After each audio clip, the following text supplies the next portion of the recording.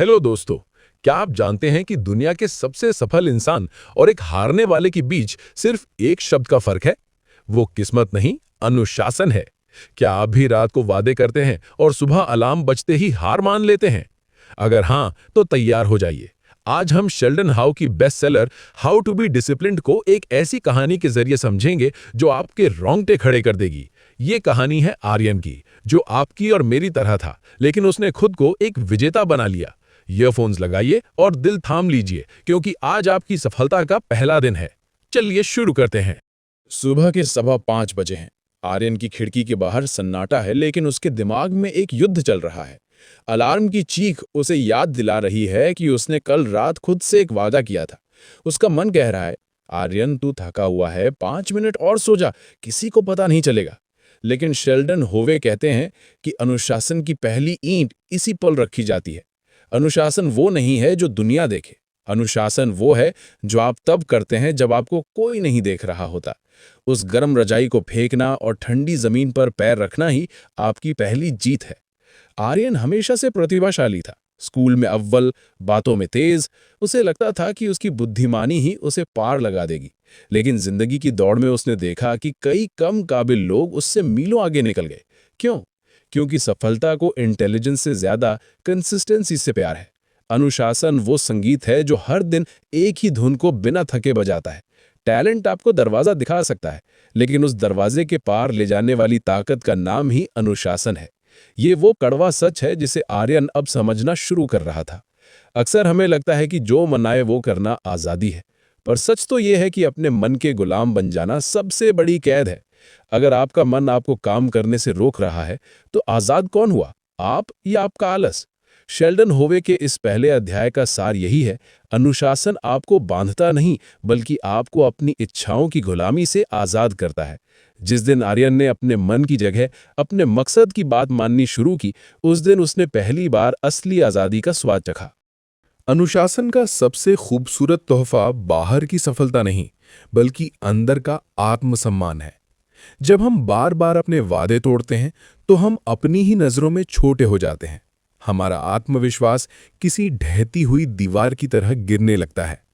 लेकिन जब आप एक अनुशासित जीवन जीते हैं, तो आपके अंदर एक खामोश गौरव जन्म लेता है। आप आईने में देखकर खुद से नजरें मिला सकते हैं। वो एहसास कि मैंने जो कहा वो मैंने किया, आपको एक ऐसी मानसिक शक्ति देता है जिससे दुनिया की कोई भी दौलत नहीं खरीद सकती। हम अक्सर परिणाम के पीछे भागते हैं और प्रक्रिया की बोरियत से डरते हैं।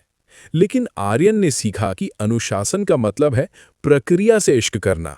वो जिम की पसीने वाली गंध, वो रात को देर तक जागकर की गई पढ़ाई, वो बार बार असफल होकर फिर से खड़े होने की जिद, यही वो मिट्टी है जिसमें सफलता के फूल खिलते हैं। अनुशासन कोई मंजिल नहीं है जिसे एक दिन पा लिया जाए। ये तो वो रास्ता है जिस पर आपको हर रोज चलना होगा। ये सफर थकाने वाला हो सकता है, पर यही सफर आपको बेहतर बनाता है।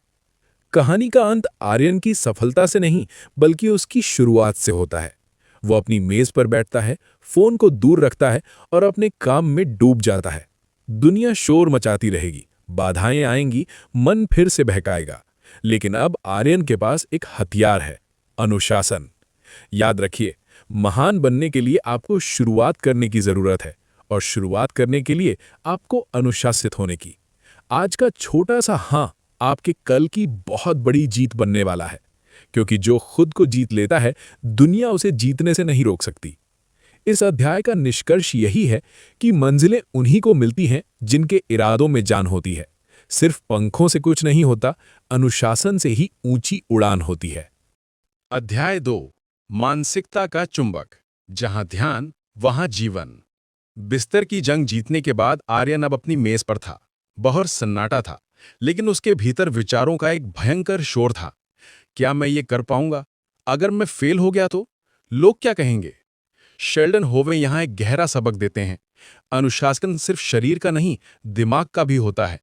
सक्सेस माइंडसेट का मतलब ये नहीं है कि आपके मन में डर या संदेह नहीं आएगा, बल्कि इसका मतलब ये है कि आप उन विचारों को अपने ऊपर हावी नहीं होने देंगे। जैसे एक माली बगीचे से खरपतवार निकालता है, आर्यन को भी अपने दिमाग से इन फालतू विचारों को चुन चुनकर बाहर निकालना था। आर्यन ने महसूस किया कि उसकी ऊर्जा बिखरी हुई है। वो एक साथ 10 चीजें सोच रहा था। लेखक समझाते हैं कि हमारा दिमाग एक लेजर बीम की तरह है। अगर लेजर की रोशनी फैल जाए तो वो सिर्फ उजाला करती है, लेकिन अगर उसे एक बिंदु पर केंद्रित कर दिया जाए तो वो लोहे को भी काट सकती है। सफलता की मानसिकता का पहला कदम है अपने विचारों को अपने लक्ष्य के प्रति लेजर फोकस्ड करना। आर्यन ने अपनी डायरी उठाई और उन 90% चीजों को काट दिया जो उसे उसके लक्ष्य से नहीं जोड़ती थी। उसे समझ आ गया था कि ना कहना सीखना ही अनुशासन की असली ताकत है। इस अध्याय में एक बड़ा मोड़ आता है जब आर्यन अपनी परिस्थितियों को दोष देना बंद कर देता है। अब तक वो कहता था मेरे पास समय नहीं है, किस्मत खराब है। लेकिन शेल्डन होवे कहते हैं कि सफलता की मानसिकता रखने वाला व्यक्ति कभी शिकार नहीं बनता, वो शिकारी की तरह अपने अवसरों को खुद ढूंढता है। आर्यन ने अपनी शब्दावली बदली। मुझसे नहीं होगा की जगह उसने कहना शुरू किया, मैं इसे कैसे सीख सकता हूं। इस एक छोटे से बदलाव ने उसके दिमाग के बंद दरवाजे खोल दिए। अब उससे समस्याएं नहीं, समाधान दिखने लगे थे। हम पैसों का निवेश सोच समझकर करते हैं, लेकिन विचारों का क्या? आर्यन ने गौर किया कि वो दिन भर नकारात्मक खबरें और दूसरों की सफलता देखकर खुद को कमतर महसूस करता था। अध्याय 2 सिखाता है कि आपका दिमाग एक उपजाऊ जमीन है। आप इसमें जो बीज बोएंगे वैसी ही फसल काटेंगे। आर्यन ने अपने मेंटल डाइट पर ध्यान देना शुरू किया। उसने ऐसी किताबें पढ़नी और ऐसे लोगों को सुनना शुरू किया जो उसे आगे बढ़ने की प्रेरणा देते थे। उसने समझ लिया कि अगर उसे सफल दिखना है तो पहले उसे सफल सोचना होगा। आर्यन अपनी आंखें बंद करता और अपनी सफलता को महसूस करता। वो सिर्फ ये नहीं देखता कि वो जीत गया है, बल्कि वो ये भी देखता कि वो उस जीत के लिए कितनी मेहनत कर रहा है। शेल्डन होवे के अनुसार लक्ष्य को केवल कागज पर लिखना काफी नहीं है, उसे अपनी रगों में महसूस करना जरूरी है। जब आपके विचार आपके लक्ष्य के साथ पूरी तरह से सिंक हो जाते हैं तो आपका सबकॉन्शियस माइंड अर्थात अवचेतन मन आपको रास्ते दिखाने लगता है। आर्यन के लिए अब उसका लक्ष्य एक सपना नहीं बल्कि एक आने वाली हकीकत बन चुका था। अब आर्यन वो पुराना आर्यन नहीं था जो मूड के हिसाब से चलता था। उसने एक सक्सेस माइंडसेट ओढ़ लिया था। उसे पता था कि रास्ता मुश्किल होगा, लेकिन उसने अपने विचारों को इतना मजबूत कर लिया था कि बाहर का कोई भी तूफान उसे हिला नहीं सकता था। उसने अपनी हार को सबक और अपनी मेहनत को इन्वेस्टमेंट मान लिया था। अध्याय 2 का सबसे बड़ा सच यही है, आपकी दुनिया वैसी ही बनती है जैसा आप अंदर से महसूस करते हैं। आर्यन ने अपनी आंतरिक दुनिया जीत ली थी, अब बाहरी दुनिया को जीतना तो बस समय की बात थी। इस अध्याय का निष्कर्ष यही है कि अपने विचारों को वश में करो इससे पहले कि विचार तुम्हें वश में कर लें, क्योंकि जो मन से हार गया उसकी जीत फिर कभी नहीं होती। अध्याय 3 आदतों का चक्र, भविष्य का निर्माण एक कदम पर। आर्यन के पास अब एक लक्ष्य था और उसे पाने की जिद भी, लेकिन शेल्डन होवे एक कड़वी हकीकत बयां करते हैं, सिर्फ सोचना और चाहना काफी नहीं है। जोश तो आपको शुरू करवा सकता है, लेकिन अनुशासन आपको अंत तक ले जाता है। आर्यन ने महसूस किया कि बड़े बड़े वादे करना आसान है, पर उन्हें रोज निभाना मुश्किल। यहीं से शुरू होती है आदतों की इंजीनियरिंग। आदतें वे अदृश्य जंजीरें हैं जो या तो आपको ऊंचाइयों तक ले जाएंगी या आपको जमीन से बांधे रखेंगी। आर्यन को अब अपनी जंजीरें खुद चुननी थीं। इस अध्याय का सबसे बड़ा मंत्र है एटॉमिक हैबिट्स। आर्यन ने सोचा था कि उसे रातों रात अपनी पूरी जिंदगी बदलनी होगी, लेकिन लेखक उसे रोकते हैं। वे कहते हैं कि पहाड़ तोड़ने के लिए हर दिन बस एक पत्थर हटाना काफी है। आर्यन ने अपनी दिनचर्या में छोटे छोटे बदलाव किए। उसने एक साथ 2 घंटे पढ़ने के बजाय सिर्फ 20 मिनट पूरी एकाग्रता से पढ़ने की आदत डाली। उसे समझ आया कि अनुशासन का मतलब खुद पर जुल्म करना नहीं, बल्कि खुद को छोटी छोटी जीतों का आदी बनाना है। शेल्डन होवे यहाँ एक विज्ञान समझाते हैं, हर आदत के पीछे एक संकेत होता है और एक इनाम। आर्यन ने देखा कि जब भी उसे बोरियत होती वो फोन उठा लेता। यहाँ बोरियत संकेत था और सोशल मीडिया का मजा इनाम। उसने इस चक्र को तोड़ा। अब जब भी उसे बोरियत होती वो फोन की जगह एक गिलास पानी पीता या 5 गहरी सांसें लेता। उसने अपनी बुरी आदतों के रास्तों में बाधाएं खड़ी कर दी और अच्छी आदतों को इतना आसान बना दिया कि उन्हें न करना मुश्किल हो गया। शुरुआत में आर्यन को हर काम के लिए मानसिक मेहनत करनी पड़ती थी, चाहे वो कसरत हो या पढ़ाई। उसका दिमाग हर बार विरोध करता, लेकिन जैसे जैसे दिन बीतते गए एक जादुई बदलाव हुआ। जो काम पहले बोझ लगता था वो अब स्वभाव बन गया। अब उसे जिम जाने के लिए सोचना नहीं पड़ता था, उसके पैर अपने आप उसे वहां ले जाते। यही है आदतों की असली शक्ति, वे आपके फैसलों को ऑटो पायलट कर डाल देती हैं। जब अनुशासन आपकी आदत बन जाता है तो आपको संघर्ष नहीं करना पड़ता, आप बस उसे जीते हैं। आर्यन ने एक दिन अपनी डायरी में पीछे मुड़कर देखा। एक दिन की मेहनत से कुछ नहीं बदला था, लेकिन 30 दिनों की निरंतरता ने उसका शरीर और उसकी सोच दोनों बदल दी थी। आदतों की शक्ति चक्रवृद्धि ब्याज की तरह काम करती है। आज की गई 1% की मेहनत कल आपको 100% परिणाम देगी। आर्यन समझ गया था कि सफलता किसी एक बड़े धमाके का नाम नहीं है, बल्कि ये उन बोरियत भरे कामों को बार बार करने का इनाम है जिन्हें दूसरे लोग बीच में ही छोड़ देते हैं। अब आर्यन ये नहीं कहता था कि मैं अनुशासन की कोशिश कर रहा हूं। अब वो गर्व से कहता था, मैं एक अनुशासित व्यक्ति हूं। उसने अपनी पहचान ही बदल ली थी। अध्याय 3 का अंत इस बात पर होता है कि आपकी आदतें ही आपके भविष्य की भविष्यवाणियां हैं। अगर आप अपनी आज की आदतें देख सकते हैं, तो आप अपना आने वाला कल भी देख सकते हैं। आर्यन अब अपने कल से नहीं डरता था, क्योंकि उसने अपने आज को मुट्ठी में कर लिया था। इस अध्याय का निष्कर्ष यही है कि अपनी आदतों को बदलो तो किस्मत अपने आप बदल जाएगी, वरना वही मिलेगा जो आज तक मिला है, चाहे कितनी भी दुआएं की जाएं। अध्याय 4 कल का जाल, टाल मटोल के मुखौटे को उतारना। आर्यन के पास अब आदतें थीं, लेकिन एक पुराना दुश्मन अब भी उसके साए की तरह साथ था, टाल मटोल। एक शाम जब उसे एक जरूरी प्रोजेक्ट पूरा करना था, उसके मन ने फुसफुसाया, अभी तो बहुत समय है, थोड़ा चाय पी लेते हैं, फिर शुरू करेंगे। शेल्डन होवे यहां एक चौंकाने वाला सच बताते हैं। टाल मटोल आलस नहीं है, बल्कि ये आपके डर और भावनाओं को मैनेज न कर पाने का नतीजा है। हम काम को इसलिए नहीं टालते क्योंकि हम कामचोर हैं, बल्कि इसलिए टालते हैं क्योंकि वो काम हमें तनाव देता है। आर्यन उस तनाव से भाग रहा था, काम से नहीं। आर्यन को लगता था कि वो टाल मटोल इसलिए कर रहा है क्योंकि वो काम को परफेक्ट करना चाहता है। जब सही मूड होगा तभी लिखूंगा, वो खुद से कहता। लेखक यहां आर्यन का भ्रम तोड़ते हैं। वे कहते हैं कि परफेक्शनिज्म अर्थात पूर्णतावाद दरअसल टाल मटोल का एक सुंदर मुखौटा है। काम को शुरू न करने का सबसे बड़ा बहाना यही है कि अभी सब कुछ सही नहीं है। आर्यन ने सीखा कि किसी काम को बुरी तरह शुरू करना उसे कभी शुरू न करने से 1000 गुना बेहतर है। सफल लोग परफेक्ट होने का इंतजार नहीं करते, वे बस शुरू कर देते हैं। जब प्रोजेक्ट का बोझ आर्यन को दबाने लगा, तो उसने होवे की बताई एक तकनीक अपनाई, द 2 मिनट रूल। उसने खुद से कहा, मुझे पूरा प्रोजेक्ट नहीं करना, बस 2 मिनट के लिए फाइल खोलनी है। जैसे ही उसने फाइल खोली, काम का डर खत्म हो गया। टाल मटोल की सबसे बड़ी शक्ति शुरुआत को रोकने में होती है। एक बार जब आप इंजन स्टार्ट कर देते हैं, तो गाड़ी अपने आप चल पड़ती है। आर्यन ने समझा कि बड़े लक्ष्य डरावने होते हैं, लेकिन उन्हें छोटे छोटे टुकड़ों में काट दिया जाए तो डर गायब हो जाता है। इस अध्याय में आर्यन एक मनोवैज्ञानिक युद्ध को समझता है। हमारा दिमाग आज के छोटे से मजे को कल के बड़े इनाम से ज्यादा अहमियत देता है। इसे प्रेजेंट बायस कहते हैं। आर्यन ने एक नई तरकीब सीखी, भविष्य के स्वयं से बात करना। उसने सोचा, अगर मैं आज ये काम नहीं करता तो कल रात वाले आर्यन को कितनी बेचैनी और तनाव होगा। अपने भविष्य के प्रति इस सहानुभूति ने आर्यन को वो धक्का दिया जो उसे कुर्सी पर टिकाए रखने के लिए जरूरी था। टाल मटोल को खुराक मिलती है डिस्ट्रैक्शन से। आर्यन ने अपने वातावरण का निरीक्षण किया। उसका फोन, नोटिफिकेशन की आवाज और मेज पर बिखरा सामान, ये सब टाल मटोल के साथ ही थे। उसने अपने फोन को दूसरे कमरे में रखा और एक सादे कमरे में बैठ गया। जब भागने का कोई रास्ता नहीं बचा, तो दिमाग के पास काम करने के अलावा कोई विकल्प नहीं रहा। अनुशासन का मतलब सिर्फ इच्छा शक्ति नहीं है, बल्कि अपने आसपास का माहौल ऐसा बनाना है जहां टाल मटोल करना मुश्किल हो जाए। अध्याय 4 के अंत तक आर्यन ने एक बड़ी जंग जीत ली थी। उसने महसूस किया कि टाल मटोल एक आदत है और किसी भी आदत की तरह इसे भी बदला जा सकता है। अब उसे इस बात का इंतजार नहीं था कि उसका मन कब करेगा, क्योंकि उसने अपने मन को आदेश देना सीख लिया था।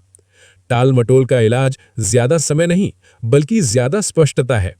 आर्यन अब जानता था कि जिस काम से उसे सबसे ज्यादा डर लग रहा है, वही काम उसे सबसे ज्यादा तरक्की दिलाएगा। इस अध्याय का निष्कर्ष यही है कि कल के भरोसे बैठने वाले सिर्फ सपने देखते हैं, पर जो अभी को पकड़ लेते हैं वही इतिहास लिखते हैं। अध्याय 5 समय की कलाई, घड़ी के गुलाम से मालिक तक का सफर।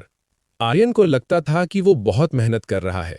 वो दिन भर दौड़ भाग करता, थका हुआ घर लौटता, लेकिन जब रात को आईने के सामने खड़ा होता तो उसे समझ नहीं आता कि उसने हासिल क्या किया। शेल्डन होवे यहाँ एक कड़वा सच सिखाते हैं, व्यस्त होने और उत्पादक होने में जमीन आसमान का फर्क है। एक मक्खी भी दिन भर शीशे से टकराकर व्यस्त रहती है, पर पहुंचती कहीं नहीं। आर्यन ने समझा कि समय का प्रबंधन दरअसल समय को मैनेज करना नहीं, बल्कि खुद को मैनेज करना है। अध्याय 5 में आर्यन एक अद्भुत प्रयोग सीखता है। कल्पना कीजिए एक जार की। अगर आप उसमें पहले रेत भर देंगे तो बड़े पत्थर कभी नहीं आएंगे, लेकिन अगर आप पहले बड़े पत्थर डालेंगे तो रेत उनके बीच की जगह में खुद ही समा जाएगी। आर्यन के लिए ये बड़े पत्थर उसके वे काम थे जो उसे उसके लक्ष्य के करीब ले जाते थे, और रेत थी ईमेल्स, चैटिंग और फालतू की मीटिंग्स। उसने अब अपने दिन की योजना टू डू लिस्ट से नहीं, बल्कि प्राथमिकता सूची से बनाना शुरू किया। आर्यन ने एक नई तकनीक अपनाई, टाइम ब्लॉकिंग। उसने अपने कैलेंडर को छोटे छोटे खानों में बांट दिया। सुबह 8 से 10 बजे का समय डीप वर्क के लिए था। इस दौरान दुनिया इधर की उधर हो जाए, वो किसी का फोन नहीं उठाता था। शेल्डन होवे कहते हैं कि जब आप अपने काम को एक निश्चित समय दे देते हैं तो आपका दिमाग उस दौरान अपनी पूरी क्षमता से काम करता है। अब आर्यन समय का इंतजार नहीं करता था, बल्कि उसने समय को एक सीमा में बांध दिया था। समय प्रबंधन का सबसे बड़ा दुश्मन है दूसरों की उम्मीदें। आर्यन को पहले ना कहने में संकोच होता था। कोई दोस्त बुलाता या कोई फालतू काम आता तो वो अपनी पढ़ाई छोड़कर चला जाता। लेकिन इस अध्याय ने उसे सिखाया कि जब आप किसी फालतू काम को हाँ कहते हैं तो आप अपने सपनों को ना कह रहे होते हैं। आर्यन ने बड़ी शालीनता लेकिन मजबूती के साथ ना कहना सीखा। उसने समझ लिया कि उसका समय उसका अपना है और इसे दान में देना खुद के साथ गद्दारी है। आर्यन को लगता था कि 24 घंटे काम करना ही महानता है, लेकिन शेल्डन होवे यहां एक बहुत ही मानवीय बात कहते हैं। एक बिना रुकी हुई मशीन जल्दी खराब हो जाती है। समय प्रबंधन का मतलब केवल काम करना नहीं, बल्कि सही समय पर रुकना भी है। आर्यन ने अपने दिन में छोटे छोटे ब्रेक और पर्याप्त नींद को शामिल किया। उसने पाया कि जब वो तरोताजा होकर काम करता है तो जो काम 3 घंटे में होता था वो अब केवल 1 घंटे में होने लगा। आराम अब आलस नहीं, बल्कि उसकी उत्पादकता का ईंधन बन गया था। अब आर्यन की शामें अलग थीं। सोने से पहले वो 5 मिनट बैठकर अपने दिन का हिसाब करता। वो देखता कि आज उसने कहाँ समय बर्बाद किया और कल वो उसे कैसे सुधार सकता है। ये आत्मनिरीक्षण ही उसे हर अगले दिन के लिए तैयार करता था। अब वो बिस्तर पर थककर नहीं, बल्कि एक संतुष्टि के साथ जाता था। समय अब उसके हाथ से फिसलती रेत नहीं थी, बल्कि उसके हाथ में थमा हुआ एक ऐसा औजार था जिससे वो अपनी किस्मत तराश रहा था। इस अध्याय का निष्कर्ष यही है कि समय किसी का इंतजार नहीं करता। ये सुना तो सबने है, पर जो समय का सही इस्तेमाल करते हैं, समय उन्हीं का इंतजार करता है। अध्याय 6 भीतर का सारथी भावनाओं के तूफान में अड़िग। आर्यन के पास अब एक रूटीन था और एक शानदार प्लान भी, लेकिन जीवन कभी भी सीधा नहीं चलता। एक शाम जब उसे एक महत्वपूर्ण प्रोजेक्ट खत्म करना था, उसके पुराने दोस्तों का फोन आया। भाई आज बाहर चलते हैं, पार्टी है। साथ ही उसके पसंदीदा वेब सीरीज का नया सीजन भी रिलीज हुआ था। उसके भीतर की पुरानी आदतें जाग उठी। एक रात से क्या फर्क पड़ेगा, उसका मन चिल्लाने लगा। शेल्डन होवे यहाँ समझाते हैं कि आत्मनियंत्रण का मतलब इच्छाओं को मारना नहीं, बल्कि ये चुनना है कि आपको अभी क्या चाहिए बनाम आपको सबसे ज्यादा क्या चाहिए। इस अध्याय में आर्यन विलंबित संतुष्टि के बारे में सीखता है। लेखक एक प्रसिद्ध शोध का जिक्र करते हैं जहां बच्चों को एक चॉकलेट दी गई और कहा गया कि अगर वे इसे अभी नहीं खाएंगे तो उन्हें बाद में 2 मिलेंगी। जो बच्चे इंतजार कर पाए वे जीवन में ज्यादा सफल हुए। आर्यन ने महसूस किया कि उसका फोन, जंक फूड और ये पार्टियां सब वही एक चॉकलेट है जो उसे 2 चॉकलेट उसके बड़े सपनों से दूर कर रही हैं। आत्मनियंत्रण वो मांसपेशी है जो हर बार नहीं कहने पर और मजबूत होती जाती है। जब भी आर्यन का मन किसी लालच की तरफ भागता, वो एक जादुई तकनीक का इस्तेमाल करता, द 10 मिनट रूल। वो खुद से कहता, ठीक है मैं ये सीरीज देखूंगा या पार्टी में जाऊंगा, लेकिन अभी नहीं, ठीक 10 मिनट बाद। अक्सर उन 10 मिनटों में उसकी तीव्र इच्छा का तूफान शांत हो जाता और उसका तर्क करने वाला दिमाग वापस लौट आता। उसने सीखा कि इच्छाएं समुद्र की लहरों की तरह होती हैं। वे ऊंची उठती हैं, लेकिन अगर आप थोड़ी देर टिके रहें तो वो अपने आप कम हो जाती हैं। आर्यन ने एक और जरूरी बात सीखी, इच्छा शक्ति एक सीमित संसाधन है। दिन भर छोटे छोटे फैसले लेते लेते शाम तक इंसान मानसिक रूप से थक जाता है और तब आत्मनियंत्रण खोना आसान होता है। इसीलिए आर्यन ने अपने सबसे कठिन काम सुबह के लिए रखे, जब उसकी इच्छा शक्ति का टैंक पूरा भरा होता था। उसने अपने वातावरण से उन सभी चीजों को हटा दिया जो उसे बहका सकती थी। उसने सीखा कि आत्मनियंत्रण का सबसे स्मार्ट तरीका लालच से लड़ना नहीं बल्कि लालच से दूर रहना है। एक दिन आर्यन टूट गया। उसने हार मान ली और पूरा दिन सोशल मीडिया पर बर्बाद कर दिया। उसे बहुत अपराध बोध हुआ, लेकिन शेल्डन होवे का यह अध्याय उसे एक नया नजरिया देता है, आत्मदया। लेखक कहते हैं कि एक बार फिसलने का मतलब ये नहीं कि आप पहाड़ से नीचे गिर गए। आर्यन ने खुद को माफ करना सीखा और तुरंत वापस अपने रास्ते पर लौट आया। आत्मनियंत्रण का मतलब परफेक्ट होना नहीं, बल्कि अपनी गलतियों से उठकर फिर से खुद को संभालने का साहस है। धीरे धीरे आर्यन के जीवन में एक बदलाव आया। अब उसे बाहर के शोर और प्रलोभनों से उतना फर्क नहीं पड़ता था। उसके चेहरे पर एक ऐसी शांति थी जो केवल आत्मविजयी व्यक्ति के पास होती है। उसने अपने मन रूपी घोड़े की लगाम अपने हाथों में ले ली थी। अब वो परिस्थितियों का शिकार नहीं, बल्कि अपने भाग्य का निर्माता था। अध्याय 6 के अंत में आर्यन समझ गया था कि जिस इंसान ने खुद पर काबू पा लिया, उसे दुनिया की कोई भी ताकत झुका नहीं सकती। इस अध्याय का निष्कर्ष यही है कि जो मन के बहकावे में आ गया वो राह से भटक गया, पर जिसने खुद को जीत लिया, समझो वो खुदा के करीब हो गया। अध्याय 7 अजय सिलसिला, निरंतरता का महामंत्र। आर्यन के सफर को कुछ महीने बीत चुके थे। शुरुआत का वो जोश अब ठंडा पड़ने लगा था।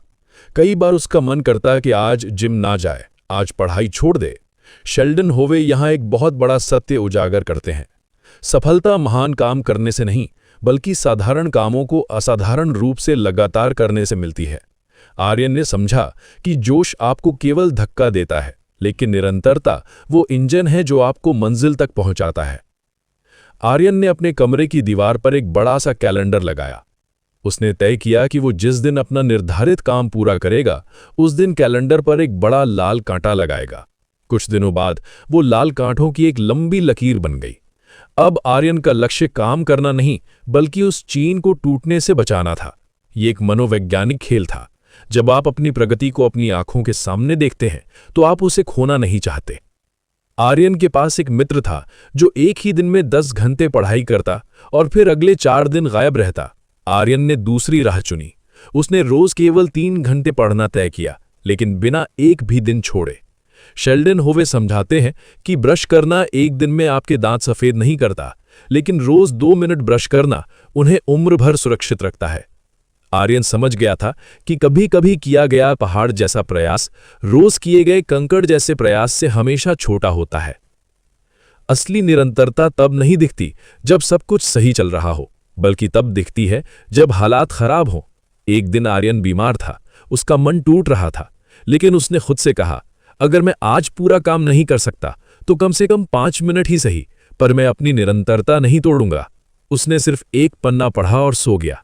यही वो पल था जब उसने अपनी इच्छा शक्ति को लोहे जैसा मजबूत बना लिया। निरंतरता का मतलब परफेक्ट होना नहीं, बल्कि उपस्थित होना है। जैसे जैसे दिन बीते, आर्यन की ये निरंतरता उसके स्वभाव का हिस्सा बन गई। लोग अब उसे एक मेहनती व्यक्ति के रूप में पहचानने लगे थे। पर सबसे बड़ा बदलाव उसके अंदर आया। अब उसे खुद पर शक नहीं होता था। निरंतरता ने उसके भीतर के डर को खत्म कर दिया था। जब आप किसी काम को 1000 बार करते हैं, तो आप उसमें सिर्फ माहिर नहीं बनते, बल्कि आप उस काम के मालिक बन जाते हैं। आर्यन अब अपने लक्ष्य का पीछा नहीं कर रहा था, बल्कि वो लक्ष्य उसकी ओर खिंचा चला आ रहा था। अध्याय 7 के अंत तक आर्यन ने समझ लिया कि महानता कोई एक घटना नहीं है, बल्कि ये एक प्रक्रिया है। वो हर सुबह उठता, मुस्कुराता और अपने सिलसिले को आगे बढ़ाने निकल पड़ता। उसे अब परिणामों की चिंता नहीं थी, क्योंकि उसे अपनी प्रक्रिया पर पूरा भरोसा था। उसने वो जादुई चाबी ढूंढ ली थी जिससे दुनिया का हर बंद दरवाजा खोला जा सकता है, और वो चाबी थी, बस करते रहना चाहे जो हो जाए। इस अध्याय का निष्कर्ष यही है कि एक दिन में कुछ नहीं होता, पर एक दिन सब कुछ जरूर होता है। शर्त बस इतनी है कि तुम बीच राह में रुकना मत। अध्याय 8 प्रहार, टाल मटोल की जंजीरों को काटना। आर्यन ने महसूस किया कि जैसे जैसे काम बड़े होते गए, उसका मन उतनी ही चालाकी से बहाने बनाने लगा। शेल्डन होवे यहां एक बहुत ही गहरी बात कहते हैं। टाल मटोल आलस नहीं, बल्कि एक इमोशनल रेगुलेशन की समस्या है। हम उस काम को टालते हैं जिससे हमें थोड़ा भी मानसिक दर्द या तनाव महसूस होता है। आर्यन ने सीखा कि जब उसका मन कहता है कल करेंगे, तो वो असल में कह रहा होता है मुझे अभी इस काम के डर से बचना है। आर्यन ने एक नई तकनीक अपनाई, पोमोडोरो। उसने 25 मिनट के लिए टाइमर सेट किया और तय किया कि इन 25 मिनटों में वो सिर्फ और सिर्फ अपने प्रोजेक्ट पर ध्यान देगा।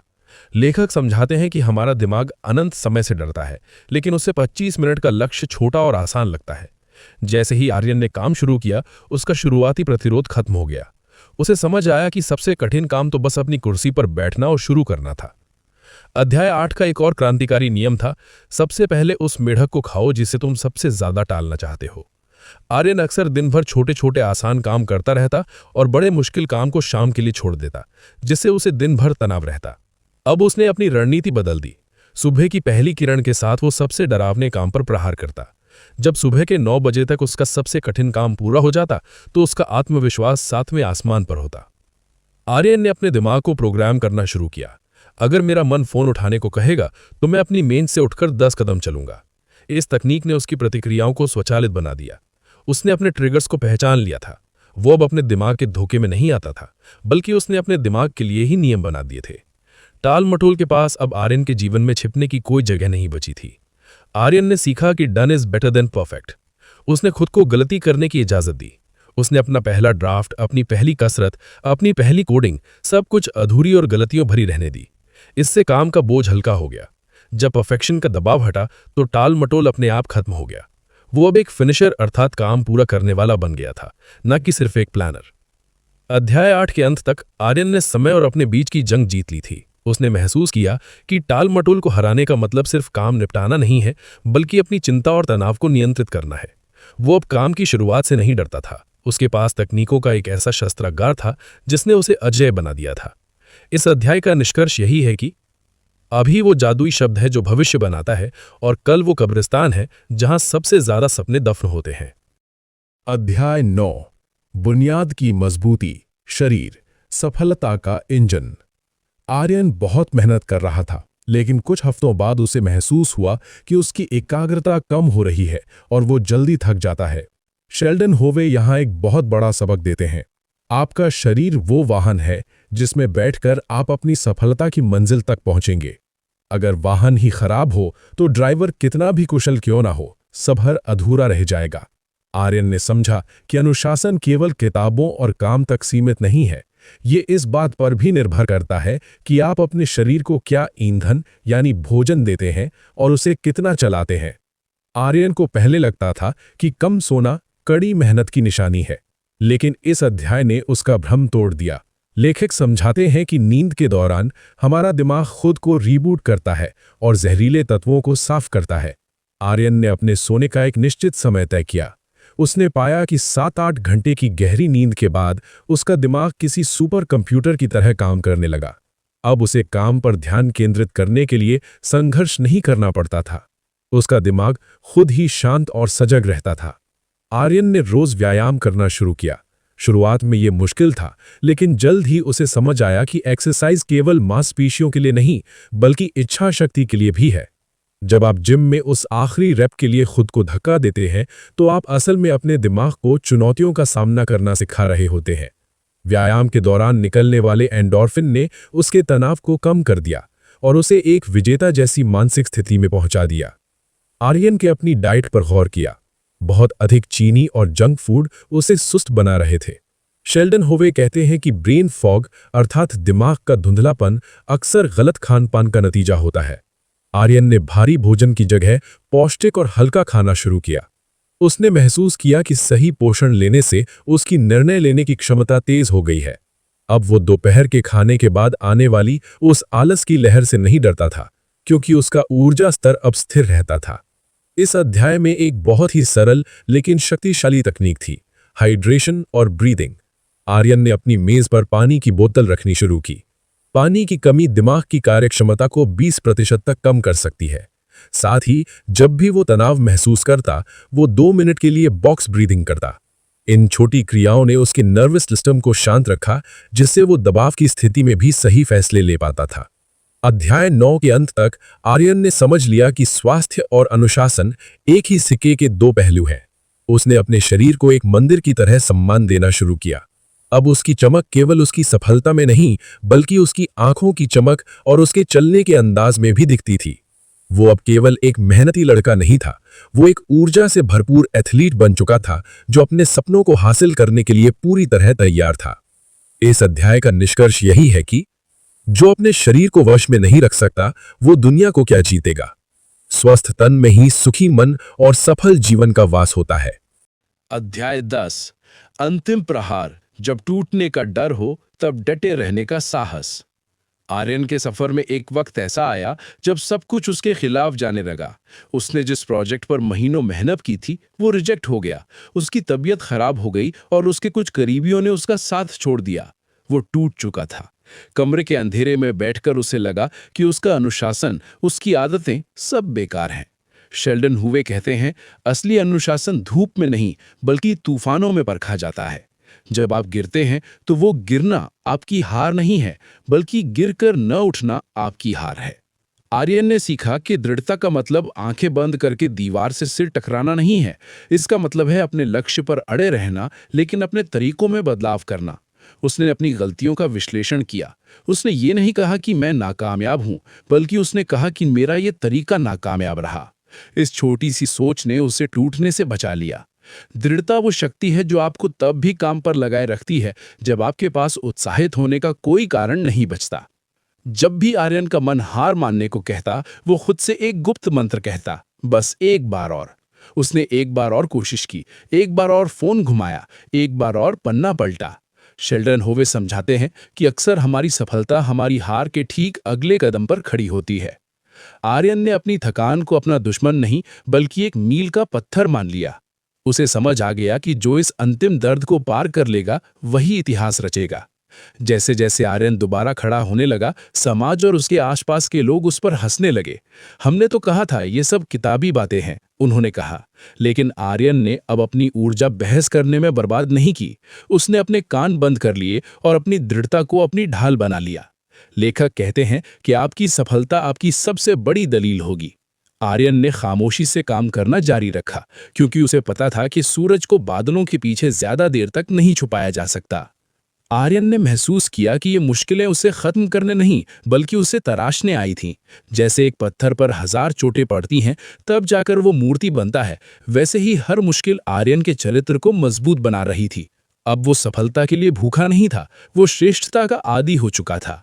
दृढ़ता ने उसे एक ऐसी धातु में बदल दिया था जिसे कोई भी मुसीबत पिघला नहीं सकती थी। उसकी आंखों में अब एक अजीब सी चमक थी, एक ऐसे व्यक्ति की चमक जिसने अपनी हार को ही अपनी जीत की सीढ़ी बना लिया था।